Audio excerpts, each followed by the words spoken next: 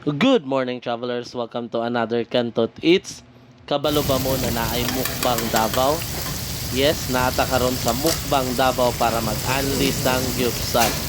Located sila sa main road, Doña Vicenta, Bahada, Barangay 19B, Poblacion District. Nice kay ilang place din kay luag, aircon, daghan po sila tables and chairs, naapod sila function room na pwede mo maka-KTV and mag-celebrate sa inyong special occasion. Affordable ra ilang price din kay ilang only pork and chicken, 299 sa lunch, 349 sa dinner. Apil na tanan side dish na inyo makita. And naapod sila only pork, only chicken, only beef, shrimp, and squid. So sa lunch time, 399 and sa dinner is 449.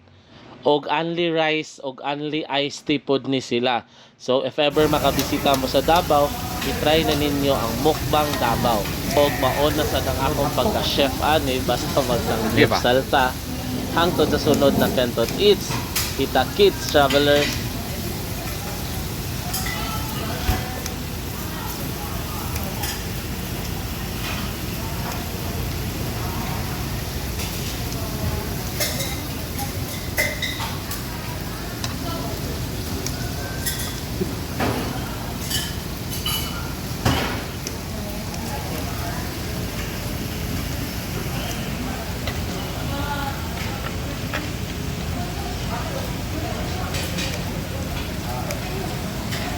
Hello mga kalokas.